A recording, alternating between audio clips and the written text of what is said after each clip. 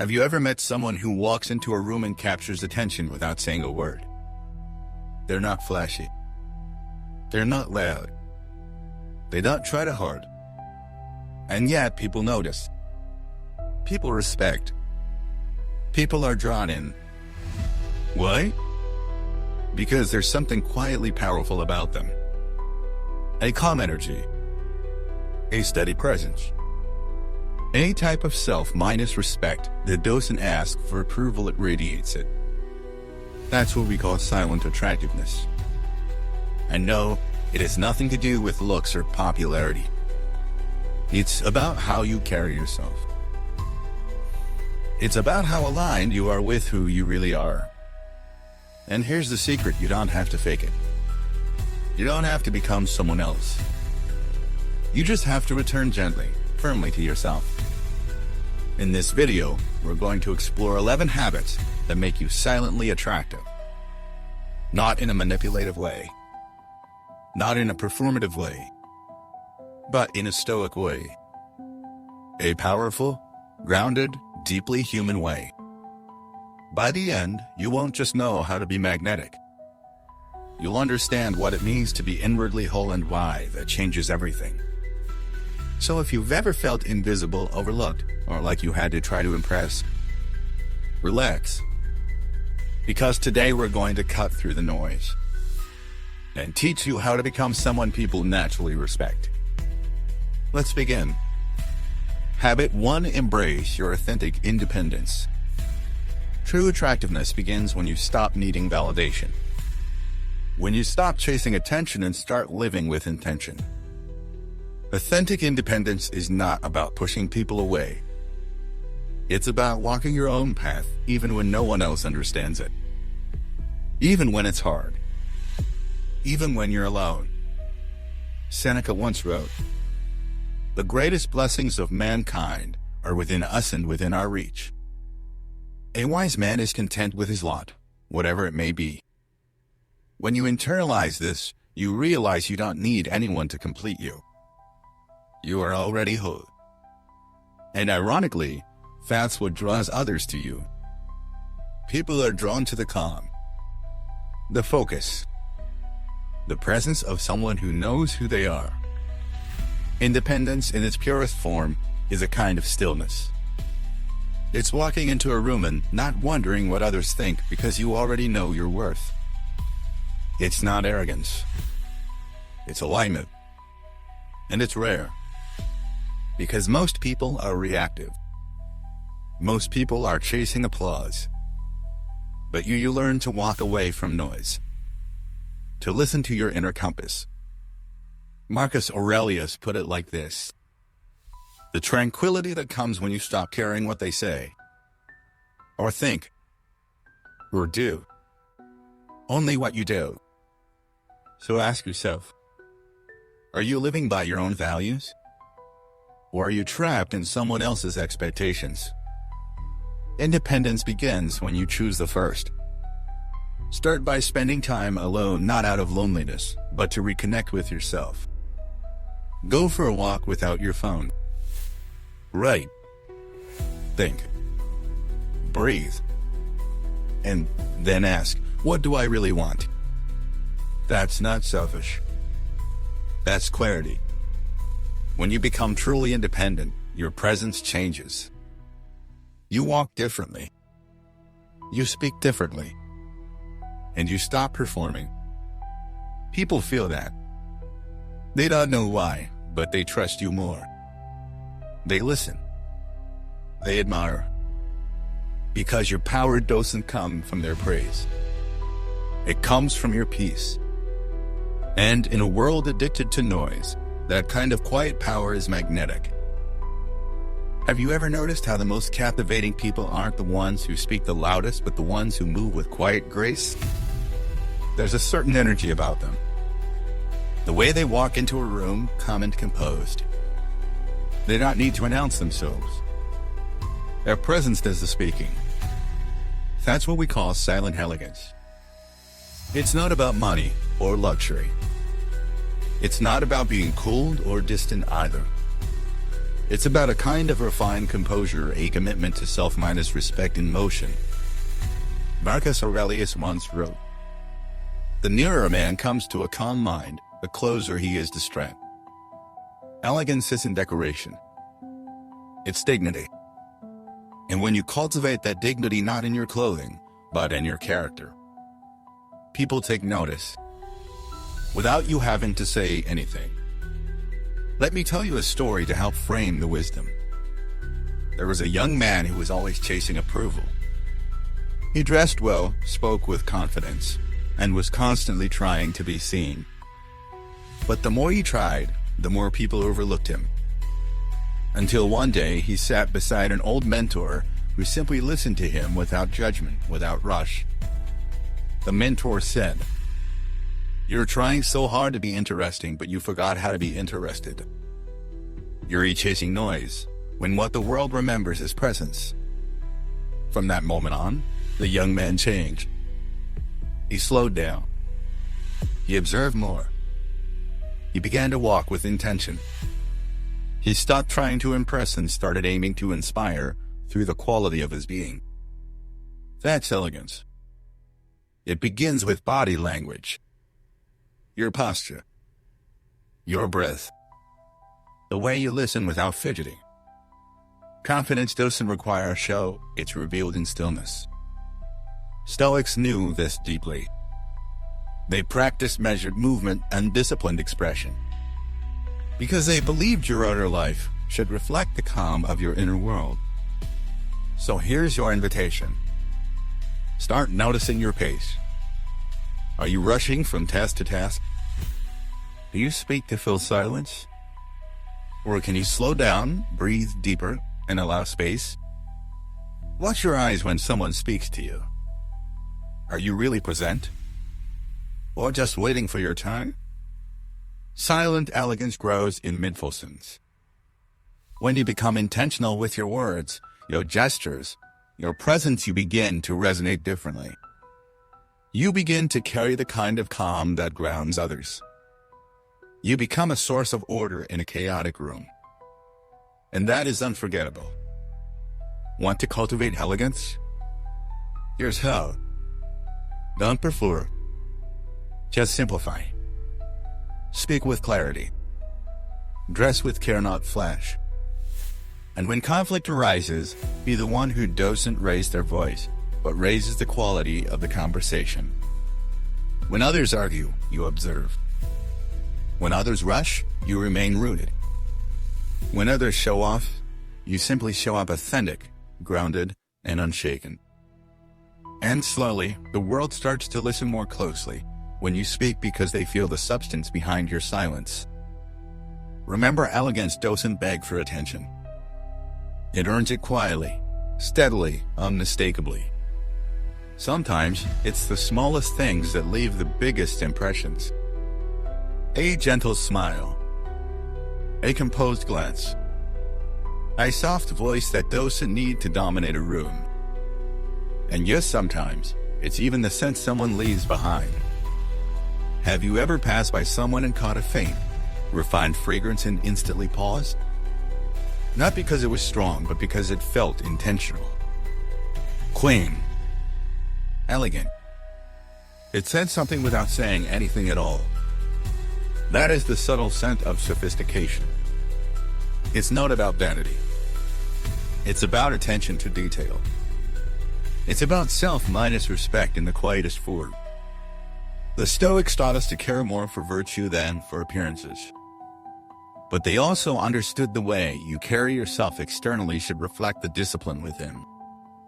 Seneca once wrote, "Let your outward appearance be simple and dignified, reflecting the serenity of your mind." Think about that. You don't need extravagance. You need intention. And scent is one of the most instinctive, emotional signals we respond to. We may forget what someone said, but we remember how they made us feel, especially in the subtle, unconscious moments. A soft, clean fragrance becomes a kind of silent signature. It says, I pay attention. I care. I am composed. But it goes beyond fragrance. Sophistication is also reflected in your grooming, your cleanliness, your presence. It's in how your shirt fits. It's in the fact that your nails are clean. It's in how you brush your hair and care for your breath. These aren't grand gestures. They're habits of self-minded respect. And that's where the magnetism lies. Because in a world of shortcuts and carelessness, the person who tends to themselves gently, thoughtfully is rare. And rare things are noticed. But let me be clear. This isn't about impressing others. This is about honoring yourself. You choose a scent not to gain approval, but because it aligns with who you are. Maybe it's earthy. Maybe it's fresh. Maybe it's barely noticeable. But it feels right. It feels like you. That's the key. Self-minded scareth and true not performative is what creates a natural pull.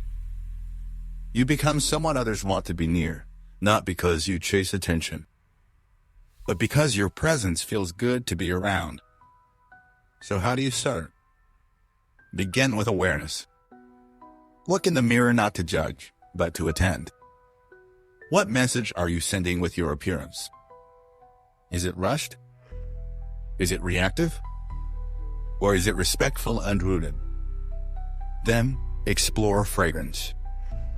Not something strong or trendy, but something subtle that complements, not overwhelms. Think of it like background music to your character, barely heard, but deeply felt. And most of all, keep it consistent. Consistency in the smallest things creates confidence in the biggest ones. Because when people experience you as clean, present, and thoughtful in how you care for yourself, they assume rightly that you probably care for others the same way. And that trust, that impression, it sticks. Remember, sophistication is never loud. It whispers. And those who know how to listen always notice. In a world addicted to distraction, presence is a superpower. Think about the last conversation you had. Was the other person really listening? Were you? Or were you both just waiting for your turn to speak, checking your phones, half there and half somewhere else?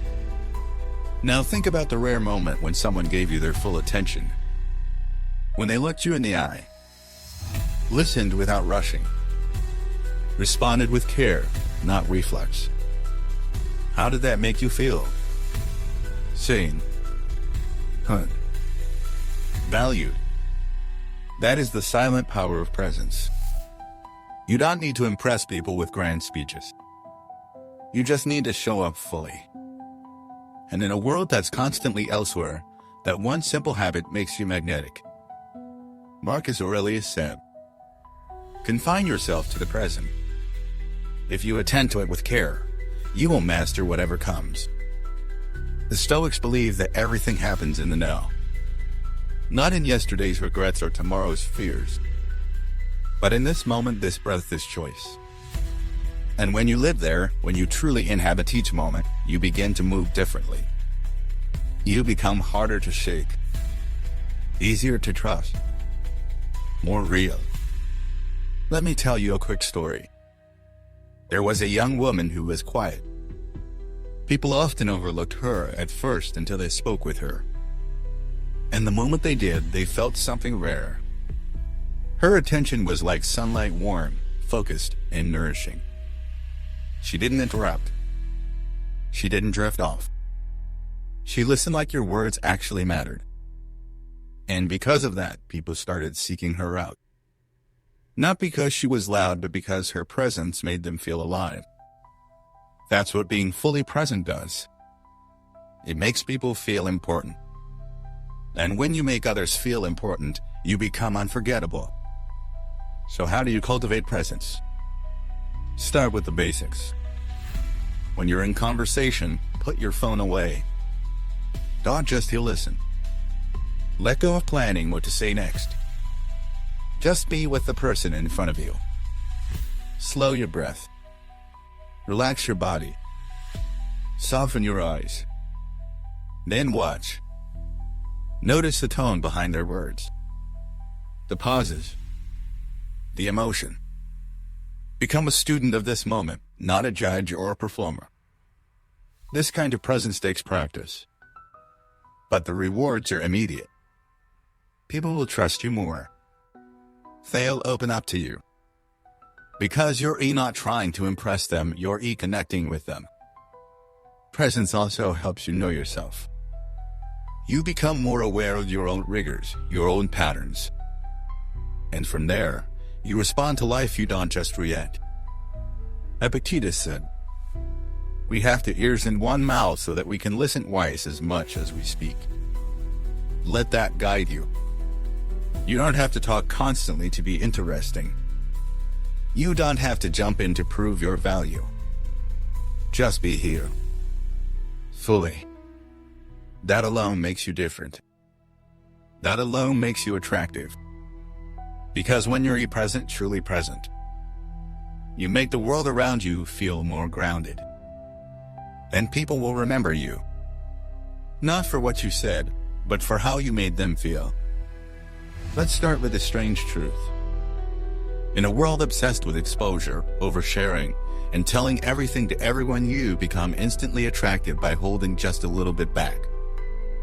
That's the power of mystery. Now, don't confuse mystery with manipulation.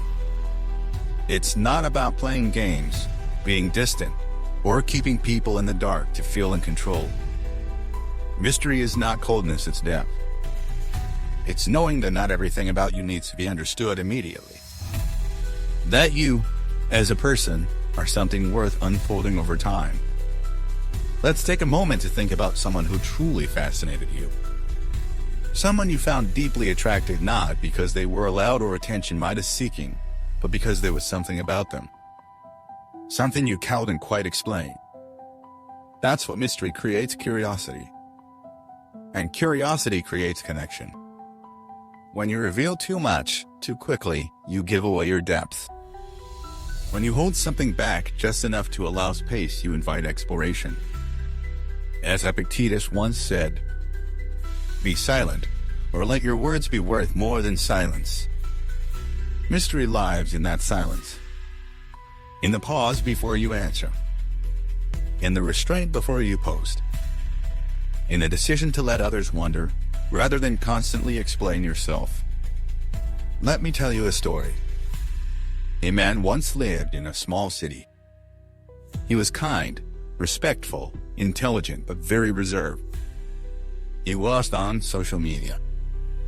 He never gossiped. He didn't interrupt others to tell his version of every story. He showed up on time, dressed well, and listened far more than he spoke. People started noticing him, not because he tried to be noticed, but because he seemed unbothered by the need to explain himself. He had depth. When he did speak, his words were intentional. They came from thought, not impulse. And over time, people respected him, trusted him, wanted to know him. Not because he was flashy, but because he was grounded. Mystery isn't about hiding who you are. It's about living in a way that doesn't put your entire soul on display for free. Think about this. Why do the best books keep you turning the page? Because they don't reveal the full story in chapter 1. They build tension. They unfold slowly. They invite you in. Now apply that to your life. When you walk into a room, do you rush to fill silence? Do you feel anxious if people don't know everything about you right away? Do you post every feeling, every achievement, every detail of your day? If so, you're not mysterious. You're broadcasting. And while that may grab attention for a moment, it rarely holds respect. Mystery is magnetic because it creates space. Space for curiosity. Space for others to wonder. Space for your character to reveal itself through actions, not explanations. The Stoics practice self-mindedness restraint not just in anger, but in expression. They believe that what you do says more than what you say. They cultivated a sense of internal power that didn't need to be seen to be felt. So how do you build a quiet sense of mystery? Start with your words. Speak less. But when you do speak, be clear. Be thoughtful. Be present.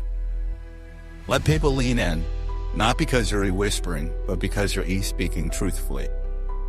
Next, take inventory of what you share online.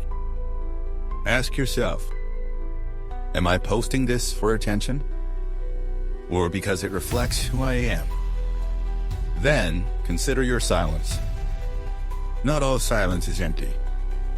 Sometimes, silence says, I'm content with myself. I don't need to fill every space to prove my worth. People feel that. They sense the security in it. And they're drawn to it because so few people embody it. There's another level to mystery that often gets overlooked: living a layered life. Not be one-dimensional. Have passions, interests, goals, some of which you share, and some you keep sacred. Let people discover things about you not all at once, but over time. That builds not only curiosity, but trust. Because when people realize you don't overshare, they begin to feel safer sharing with you. They know you won't broadcast their secrets. They respect your boundaries, and in turn, they respect you. Here's a practical exercise. Think of one part of your life that matters deeply to you, but that you don't often share. It could be a project, a belief, a past struggle. Instead of announcing it, let it come up naturally when the time is right. Let people earn access to the deeper parts of you. Not out of arrogance, but out of value. You are valuable. Your thoughts, your story, your heart, they are not cheap. Treat them that way, and others will follow. Mystery is not the enemy of connection. It's what enriches it. The most compelling people are not the most visible. They are the most intentional. They don't give themselves away to everyone. And that decision, that boundary, is what makes them unforgettable. So the next time you feel like explaining yourself, defending your silence, or proving your worth, don't. Let your presence speak. Let your mystery unfold naturally. And trust that the right people won't need you to shout. They'll see the depth in your quiet. Because when you carry yourself with self-minded respect and emotional discipline, people will want to know more, not because you performed, but because you didn't. There's a kind of power that doesn't need a spotlight. It doesn't raise its voice. It doesn't demand attention. But when it enters the room, it changes everything. That power is compassion. And while the world rushes to be louder, sharper, faster, compassion moves slowly. It listens longer. It waits before it speaks. And it sees what others miss. In a culture obsessed with confidence, we often overlook the quiet force that makes someone truly magnetic. Being kind, without needing credit. Stoic philosophy is often misunderstood as emotionalism, detached, or even cool. But that's not Stoicism. Not at its core. True Stoicism isn't about turning off your feelings, it's about mastering them. So that when you do act, especially in moments of tension, what comes out is not anger but grace. Not bitterness but compassion. Marcus Aurelius, the Roman emperor and devoted Stoic, wrote, "Kindness is invincible if it is sincere, free from hypocrisy and not a mere facade." Think about that. Kindness, when real, is invincible. And here's the truth. In a world where everyone is trying to look impressive, the person who makes others feel safe becomes unforgettable. Let me tell you a story. A young man once worked in a fast-paced office where everything was performance. Big voices. Big egos. Everyone trying to outshine everyone else. But there was one quiet colleague, an older woman who never raised her voice, never sought attention. She just listened. She remembered people's names. She brought an extra sandwich for the intern who always forgot to eat. She wrote notes of encouragement on yellow post-its and left them where people least expected them. She wasn't flashy. But when she entered a room, the energy softened. When she spoke, people listened not because her voice was loud, but because her heart was clear. When she left the company, the whole building went quiet. Not because they lost their top performer, but because they lost their emotional anchor. That's the heartbeat of compassion. It may not trend. It may not win applause. But it leaves a mark. Why? Because people remember how you made them feel, especially when you made them feel seen. In everyday life, compassion is found in the smallest things.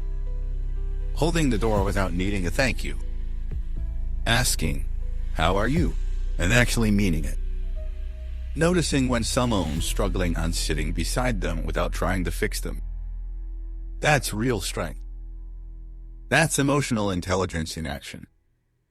And that's incredibly attractive because it's so rare. The Stoics believed in being useful to others. Not in grand heroic ways, but in grounded daily acts. Seneca wrote, "Wherever there is a human being, there is an opportunity for kindness." Ask yourself, are you offering that opportunity? Or are you too busy trying to appear strong to be strong? Because here's the truth. It takes far more courage to be gentle in a harsh world than to just be harsh back. It's easier to judge, to scroll past, to turn away, to say, "Not my problem." But the ones who choose to pause, to care, to hold space, that's where silent magnetism lives. Compassion does not mean weakness. It means stability. It means your ego doesn't run the show. It means your heart isn't reactive, it's anchored. And that makes you someone people trust. Someone people turn to not out of obligation, but because your presence brings them back to center. Here's how to build the habit of compassion. Start with yourself. You can't pour from an empty cup. So speak to yourself like someone you love. Forgive your mistakes. Rest when you need to. Be honest about your feelings. Practice micro-minus kindness. The small, invisible acts. The text you send just to check in. The compliment you give with no agenda. The smile that says, "I see you." Listen without fixing. Most people don't want answers. They want empathy. So stop trying to rescue everyone and instead sit with them. In their sadness, their joy, their silence. Set boundaries. Yes, compassion has limits. You're not here to carry everyone's pain, but you are here to hold space. And sometimes it means saying no lovingly. Remember the invisible. Kindness matters most when no one's watching. When there's no reward. No applause. Just the quiet voice inside you that says, "This matters." Because in the end, compassion isn't about changing the world. It's about changing how you move through it. And when you choose to move with care, presence, and patience, you become the kind of person people remember. Even if they don't know why. You don't need to be brilliant, or beautiful, or bold. Just be kind. Consistently. Genuinely. Quietly. And let that quiet kindness ripple out in ways you'll never fully see, but others will always feel. Let's start with a simple truth. You don't have to be serious to be respected. And you don't have to be constantly intense to be silently attractive. In fact, sometimes the most captivating presence is the one who knows how to laugh. Gently. Naturally. Without force. The one who carries joy not like a performance, but like a frequency. Steady. Warm. Quietly contagious. This is the art of lightness. And it's one of the most underappreciated forms of magnetism in the world. People are drawn to those who make them feel better about being human. Those who don't demand perfection. Those who don't make everything a test of intelligence or status. But instead, invite a breath. A smile. A moment of relief. That's what laughter and joy do. They disarm people. They create trust. They soften defenses without saying a word. Stoicism, despite its reputation, understood this deeply. While Stoic philosophy taught the discipline of emotion, it never advocated for dullness. It never said, "You must be emotionless." It said, "You must be emotionally wise." Epictetus reminded us, it's not what happens to you, but how you react to it that matters. And sometimes, the wisest reaction is to smile. To laugh. To say life is absurd and I'm here for it anyway. Let me tell you a story. A teacher once told her class today, "We're going to fail on purpose." The students were confused.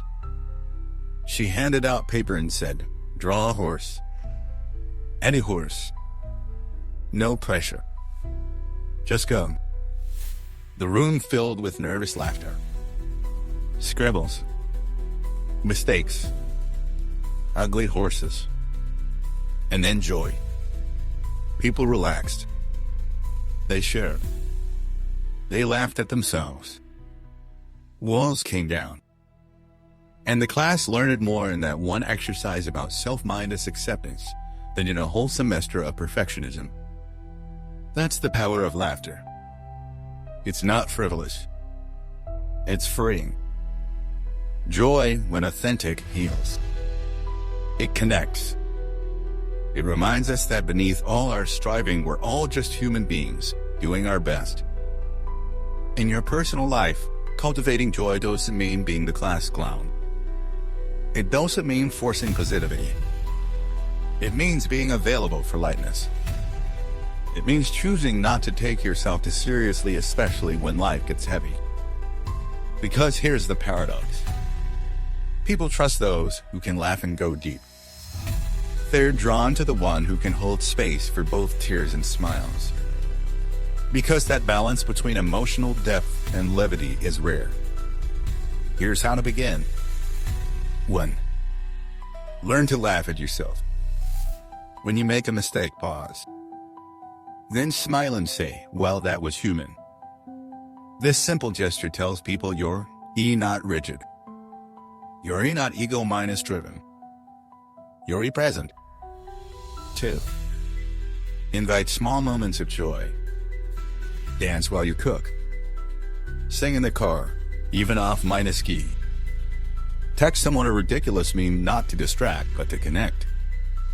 These aren't childish. They're alive. 3. Share stories, not just ideas. Facts impress minds. Stories move hearts. And when your stories include humor, flaws, and lessons, you become relatable, approachable, magnetic. 4. Spend time with joyful people. Joy is contagious. If you surround yourself with people who carry emotional lightness, you begin to mirror it. You stop defaulting to drama. You stop thinking everything is a test. And you start enjoying life again. 5. Practice gratitude, but don't preach it. Notice the sun on your face, the food on your plate, the weird way your friend laughs when they're tired. Gratitude doesn't have to be grand. It just has to be felt. And when it is, joy follows.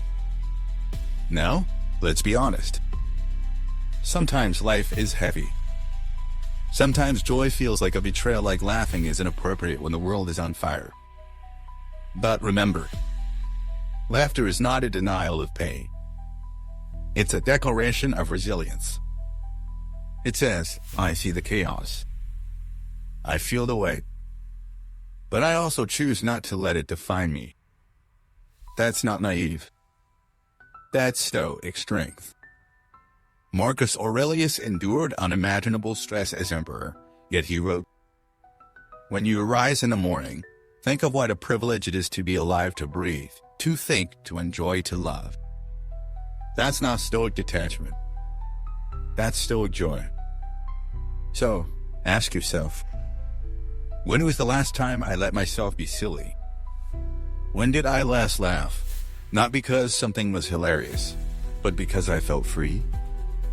That feeling, that energy, it's quietly irresistible.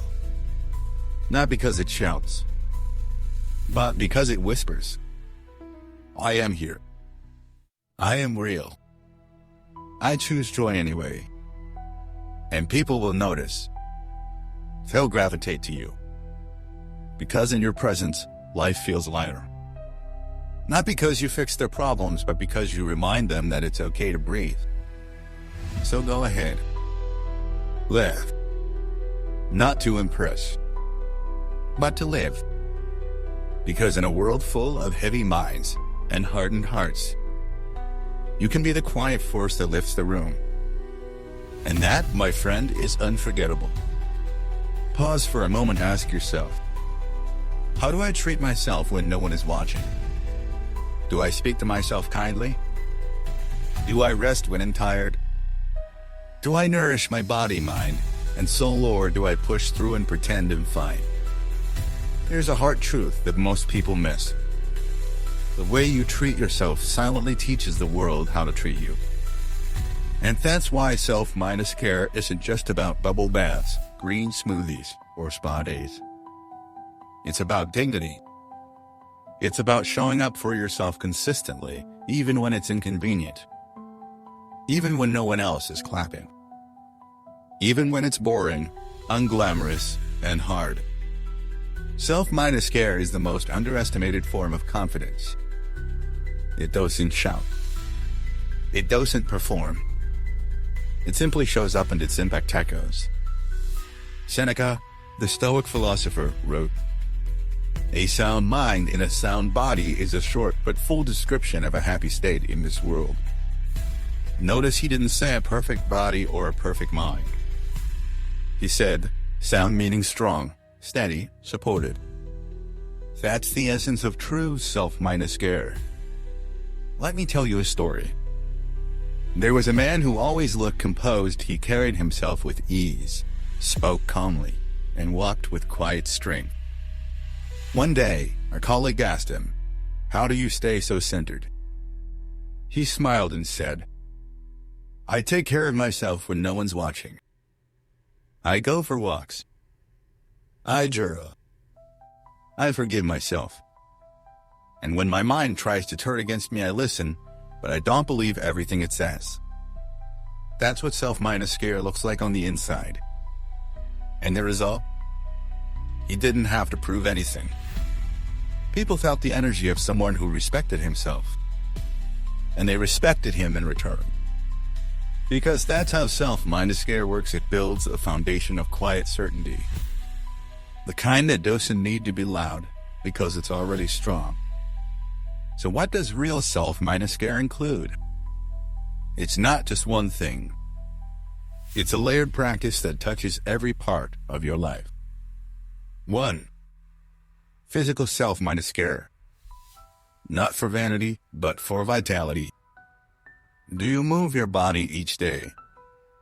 Not out of punishment, but because it deserves movement. Do you sleep not as a luxury, but as a non-negotiable reset? Do you eat food that fuels you not perfectly, but with presence and intention? People can feel the difference between someone who looks healthy and someone who lives well. One is performance. The other is peace. 2. Mental self-care. Do you protect your mind from chaos? Do you take breaks from the noise, social media, constant opinions, endless comparisons? Do you set boundaries with information and conversations that drain you? A Stoic doesn't avoid the world. They filter what's worthy of their attention. They stay informed but not infected. That's mental discipline. That's mental self minus respect. 3. Emotional self minus scare. Do you allow yourself to feel without shame? Do you notice your emotions before they explode? Do you give yourself grace when you fall apart in space to come back together? Self minus care isn't about constant happiness. It's about emotional hygiene, knowing when to cry, when to ask for help, and when to sit with the storm until it passes. This is what creates depth. People are drawn to those who can feel deeply without falling apart. And that balance comes from emotional self minus care. 4. Spiritual self minus care. No, it doesn't have to mean religion. But do you make time to be still? To reflect? To reconnect with something bigger than the chaos of daily life? Whether it's meditation, prayer, silence in nature, or deep journaling, your inner life needs tending. And when you nourish that space, it radiates through everything you do. Marcus Aurelius wrote, "People look for retreats for themselves in the country, by the sea, in the mountains. But you can find this retreat anytime you like into yourself." That is the Stoic sanctuary. And it begins with self minus care. Now let's address a common lie. That self minus care is selfish. No. Neglecting yourself isn't noble, it's unsustainable. You cannot pour from an empty cup. And you certainly can't attract or inspire others when you're constantly depleted. When you care for yourself, you become more available to love, to serve, to connect. You bring clarity instead of chaos. Groundedness instead of drama. Joy instead of resentment. And that is silently powerful. Let's talk about boundaries. Part of self minus care is saying no when you mean it. It's choosing rest over performance. It's stepping back when your peace is at risk. It's unfollowing, unsubscribing, unplugging when something doesn't align with your values. This doesn't make you cold. It makes you clear. The world respects those who respect themselves. It might not say it out loud, but silently it listens. And it adjusts, because energy doesn't lie. If you respect your time, others will start showing up on time. If you honor your needs, others will stop pushing past them. If you care for your mind and body, others will start treating them with more care too. So ask yourself right now, am I showing up for myself every day? Do I move, eat, rest, and think in ways that build me up or tear me down? Do I treat myself like someone I love or like someone I tolerate? The answers don't need to be perfect. They just need to be honest. And from that honesty, you begin. Not with a grand plan, but with one small act of care done consistently with love in silence. And over time it shows. In your eyes, in your posture, in your energy, in the way you don't need validation because you already feel full. True self minus care is not a display. It's a decision. A quiet one, made over and over again. And the person who makes that decision becomes magnetic, not because they're trying to be seen, but because they are fully, deeply, beautifully themselves. You've likely heard someone described as emotionally intelligent. But what does that really mean? It doesn't mean being perfectly calm all the time. It doesn't mean suppressing emotions or playing therapist in every conversation. And it's definitely not about manipulating people through charm or persuasion. Emotional intelligence is this: knowing what you feel, understanding why you feel it, and being able to navigate those emotions without letting them control you. Social awareness, on the other hand, is its counterpart. It's about reading the room, noticing the unsaid, sensing shifts in tone, energy, and mood, and adjusting with intention, not instinct. Together, these two form one of the most quietly powerful forms of attraction. Why? Because people aren't drawn to those who are perfect. They're drawn to those who are present, emotionally mature, and aware enough to create safety. And in a world filled with chaos, impulsiveness, and performative communication, being that kind of presence is rare. Let's go deeper. Have you ever felt completely at ease around someone? Someone who didn't interrupt, who didn't push their opinion as law, who gave you space to speak and then responded in a way that made you feel seen. That was look. That was emotional intelligence in action. It's subtle. It's powerful. And it's one of the strongest foundations of silent magnetism. Marcus Aurelius put it this way: if someone is able to show me that what I think or do is not right, I will happily change. For I seek the truth, by which no one was ever truly harmed. You see, emotional intelligence starts with humility. It's being open to learning about yourself and from others. It's the ability to pause when triggered, to breathe before reacting, to recognize that you don't have to win the moment, you can rise above it. Let me tell you a story. There was a man who worked in a high-minded stress office. Meetings were competitive. Conversations were sharp. Egos clashed. But this man, he stayed calm. He didn't rush to prove himself. He didn't match others' anger with anger. When someone criticized him unfairly, he asked questions not to defend, but to understand. Over time, people trusted him more than their loudest colleagues, because his presence offered stability. And in a world of emotional turbulence, stability is unforgettable. That's the quiet strength of emotional intelligence. It doesn't just help you stay grounded. It helps others feel safe around you. Here's how to begin building it. 1. Name your emotions. When you feel irritated, pause. Ask yourself, is this anger or is this fear wearing armor? When you feel sad, ask, is this grief or is it unprocessed frustration? The more specific you are, the more power you gain. The Stoics believe that wisdom begins with awareness, and awareness begins with language. 2. Practice emotional regulation.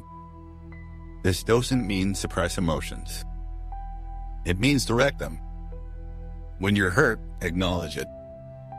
Write it down. Talk to someone safe. Don't let it leak through sarcasm, passive aggression, or emotional shutdowns. You don't need to be a robot. You need to be a leader of yourself. 3. Build empathy, not sympathy. Empathy is I feel with you. Sympathy is I feel bad for you. People crave empathy. They feel drawn to those who say, I may not know your exact pain, but I'm here. I'm listening. I care. You don't need to fix their world. You just need to sit in it for a moment with them. 4. Observe without judgment. This is where social awareness begins. Watch how people enter a room. Do they seem anxious? Distracted? Low on energy? Notice tone, posture, timing. Let it guide how you engage, not in a manipulative way, but in a tuned, mindful way. People sense when you are aware. They lean in because they feel respected even without you saying a word. 5. Choose your timing. One of the most powerful tools of social awareness is knowing when to speak. There's a moment for humor, a moment for silence, a moment to lead, a moment to pause. Those who master timing are often mistaken for charismatic. But really, they're just present.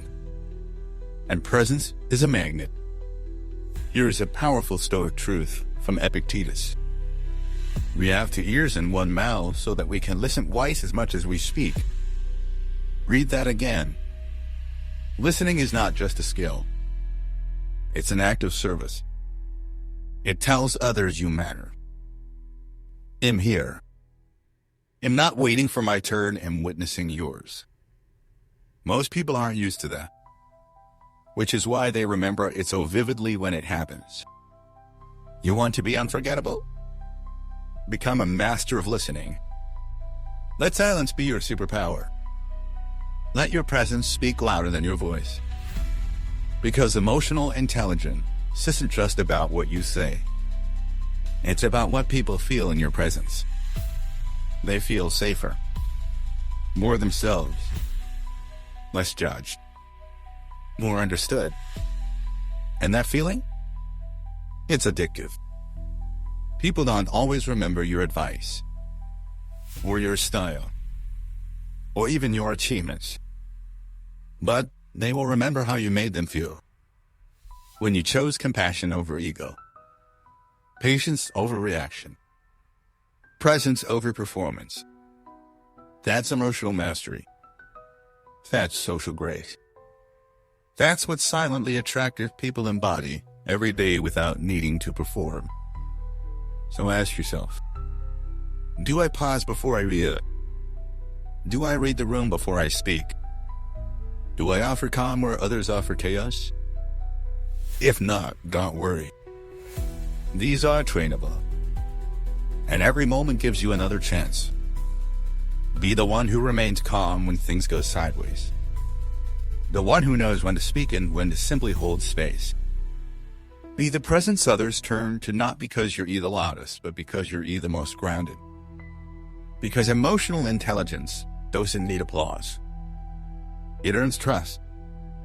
Quietly. Consistently. Unforgettably. There's a kind of person we all admire. Not because they're the loudest. Not because they're the most charming. Not even because they're the most talented. We admire them because they're steady. Because when they say they'll do something, they actually do. Because they show up on time. Every time, especially when it's hard. This is the power of consistency and reliability. And it's not glamorous. It's not flashy. But it is, without question, one of the most attractive and respected habits a person can cultivate. Why? Because in a world addicted to dopamine, performance, and distraction, the person who stays rooted, who keeps their word, who follows through, is rare. And rare is magnetic. Marcus Aurelius said, "Waste no more time arguing what a good man should be. Be one." That's the essence of this habit. You don't need to talk about your values. You need to live them. Day after day. Quietly. Steadily. Without needing applause. Let me tell you a story. There was a young man who worked in construction. He was the most charismatic. He didn't network much. He was constantly trying to be liked. But he showed up early. Every day. He did his job well. He helped others when they needed it. And when he made a mistake, he owned it. No excuses. No blaming. Just quiet responsibility. Years passed. One day, a major leadership role opened. And guess who got it? Not the loudest. Not the most persuasive. But the most reliable. Because people trust what's predictable. They trust the ones who show up. Not once. Not when it's easy. But always. That's consistency. And it builds a kind of silent authority that can't be faked. So what does this habit look like in real life? It's answering texts when you say you will. It's honoring small commitments, even when no one else is keeping score. It's not ghosting, not flaking, not shifting your personality with every social setting. It's being the same person through storms and sunshine. And that stability? It's magnetic. Because the people around you start to relax. They know you won't disappear. They know you won't explode. They know your yes means yes, and your no means no. That's the kind of presence that earns respect without ever asking for it. Now let's bring in the Stoic layer. Stoicism teaches us to focus on what we can control. And guess what? You can't always control results. You can't always control how people react. But you can always control whether you show up. You can always control whether you keep your word. And over time, that control becomes character. Epictetus wrote, "First say to yourself what you would be, and then do what you have to do." That's what consistent people do. They decide who they want to be, then build it, day by day. So, how do you start? 1. Lower the bar but raise the standard. You don't need to run 5 miles a day. But if you say you'll walk for 10 minutes, walk. Don't chase perfection. Chase follow minus through. Because confidence isn't built by intensity, it's built by repetition. 2. Honor your micro-minus commitments. If you say, "You'll call you tomorrow," call. If you promise to send something, send it. If you tell yourself you'll journal, meditate, or you better follow through. Not for the world, for your integrity. 3. Be the calm in emotional storms. When others panic, pause. When others yell, breathe. When others spiral, stand still. That's emotional consistency. And people trust it more than charisma. 4. Detach from praise. Focus on rhythm. Don't just show up when you're being watched. Be the same person in the dark as you are in the spotlight. That's where real confidence comes from. Now, let's talk about the opposite. Inconsistency. You can be attractive. You can be smart. You can even be kind. But if you're unreliable, people won't trust you. And without trust, there is no respect. No depth. No foundation. Inconsistency creates emotional whiplash. People never know which version of you they're going to get. And even if you mean well, they begin to back away. Because unpredictability feels unsafe. You want to be unforgettable. Be consistent. Not perfect. Not robotic. But steady. Aligned. Unshakable, not because life is easy, but because your principles are. Ask yourself, do I follow through on what I say? Do people know they can depend on me? Do I show up especially when it's not convenient? If not, begin small.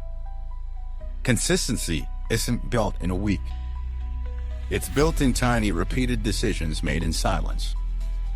You don't need to broadcast your reliability. Just be reliable. The world will notice. Because in the end, silent attractiveness isn't about charm. It's about trust. And trust is built not through volume, but through rhythm. So here we are. After exploring 11 habits, each rooted in presence, calm, and quiet self-minus respect, there's one truth that keeps rising to the surface. True attractiveness isn't something you chase. It's something you become. It's not a skill. It's not a trick. It's not something you can fake, sell, or decorate yourself into. It's a byproduct. A natural result of doing the inner work. People feel your energy before they hear your words. They sense your values before they know your name. They respond to what you radiate, not what you perform. And what you radiate is determined by your relationship with yourself. Let's bring it all together. When you embrace your authentic independence, you stop begging for approval. You become whole, solid, at ease. People can feel it like a grounded tree in a storm. When you master silent elegance, you move with grace without trying to impress. You make people feel safe just by showing up with presence and poise. When you carry the subtle scent of sophistication through self-minus care and attention to detail, you express pride in who you are without a word. When you become fully present, you stop chasing moments and start inhabiting them. People open up to you, trust you, feel seen by you. When you add a touch of mystery, you invite curiosity instead of demanding attention. You don't overshare, you unfold slowly, with intention. When you cultivate cultural wisdom, you bring depth to your conversations. You listen, learn, grow. You remind people that understanding is more powerful than being right. When you live with compassion, you choose care over cynicism. You bring warmth to the world, not noise. And people never forget those who made them feel human. When you lead with laughter and joy, you break down walls. You don't deny pain, but you choose to dance with it. And in doing so, you become someone people want to be around. When you commit to self-minus care, you stop leaking energy. You become rooted, nourished, aligned. Attraction starts there inside the way you treat yourself. When you embody emotional intelligence and social awareness, you navigate life with clarity. You read between the lines. You respond, not react. You offer people something rarest, steady presence. And when you practice consistency and reliability, you build trust silently over time. No need for big declarations. You become the declaration. These are not gimmicks. These are not hacks. They're not about becoming more like someone else. They're about becoming more like yourself. Fully, authentically, quietly. And that quietness becomes your greatest strength. Because in a world that screams, your calm becomes sacred. In a culture of comparison, your self-minus respect becomes magnetic. In a generation chasing validation, your stillness becomes a sanctuary. Let me tell you the final story. There once was a man who spent years trying to be liked. He learned the lines, dressed the part, made people laugh. But he always felt off. Performing, draining, empty. One day, he stopped. He asked, "Who am I?" when I'm not trying to be anyone else. And he began again slowly. He learned to sit in silence, to say no, to walk away from what didn't feel aligned. He started sleeping more, talking less, listening better. He stopped chasing and started building. And people noticed. Not because he announced it, but because they could feel it. He was louder. He was just realer. Rooted. Peaceful. Clear. That man didn't become attractive by following a formula. He became attractive by becoming honest. And so can you. If this message moved you, share it with someone who needs it. Maybe they've been told they're too quiet. Maybe they're tired of pretending. Maybe they just need permission to stop chasing and start becoming. Remind them. They don't have to be louder to be noticed. They just have to be aligned. So here's your final invitation. Reflect on the 11 habits. Pick one. Not all. Just one to start. Practice it not once, but daily. Make it yours. Let it shape your posture, your presence, your pace. And over time, something remarkable will happen. You won't just look different. You won't just move differently. You'll feel different. More grounded. More centered. More at peace in your own skin. And when that happens, attraction won't be something you need to chase. It will simply become the side effect of who you are. Because when you cultivate presence, self-minus respect, and quiet strength, you become unforgettable. Not by force. Not by performance. But by alignment. Stay grounded. Stay intentional. And keep becoming the best version of yourself.